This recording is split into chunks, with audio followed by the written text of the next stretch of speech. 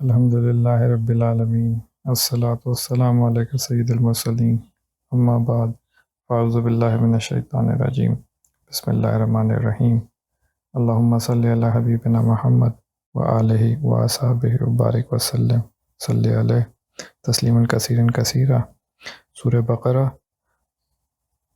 اردو ترجمہ، رکوع نمبر 14، آیت نمبر 113 سے 121 تک۔ سورہ بقرہ مدنی صورت ہے اور اس میں 40 رکوع اور 286 آیات ہیں۔ آیت نمبر 113، بسم اللہ الرحمن الرحیم۔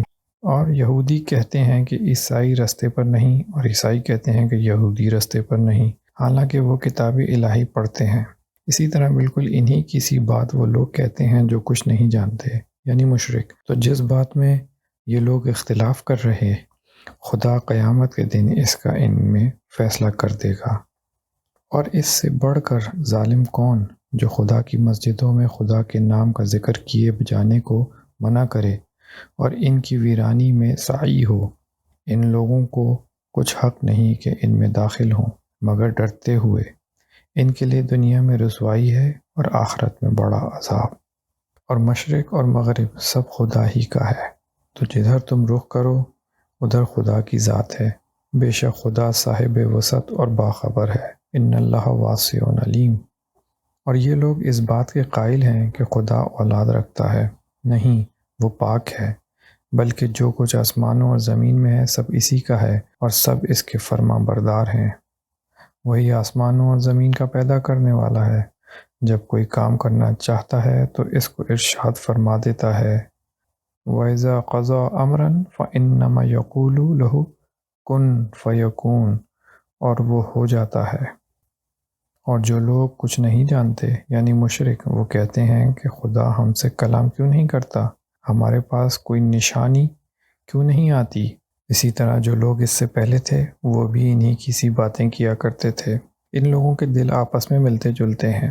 جو لوگ صاحب یقین ہیں ان کے سمجھانے کے لیے نشانیاں بیان کر دی ہیں۔ اے محمد صلی اللہ علیہ وآلہ وسلم، ہم نے تم کو سچائی کے ساتھ خوشخبری سنانے والا اور ڈرانے والا بنا کر بھیجا۔ ان ارسلناک بالحق بشیرا و نذیرا، اور اہل دوزخ کے بارے میں تم سے کچھ پرستش نہیں ہوگی، اور تم سے نہ تو یہودی کبھی خوش ہوں گے اور نہ عیسائی، یہاں تک کہ تم ان کے مذہب کے پیروی اختیار کر لو۔ ان سے کہہ دو کہ خدا کی ہدایت یعنی دین اسلام ہی ہدایت ہے، اور اے پیغمبر، اگر تم اپنے پاس علم یعنی وہی خدا کے آ جانے پر بھی ان کی خواہشوں پر چلو گے تو تم کو عذاب خدا سے بچانے والا نہ کوئی دوست ہوگا اور نہ کوئی مددگار۔ جن لوگوں کو ہم نے کتاب عنایت کی ہے وہ اس کو ایسا پڑھتے ہیں جیسے کہ اس کے پڑھنے کا حق ہے، یہی لوگ اس پر ایمان رکھنے والے ہیں، اور جو اس کو نہیں مانتے وہ خسارہ پانے والے ہیں۔ یہاں پہ رکوع نمبر 14 اختتام ہوتا ہے۔ جزاکم اللہ خیر۔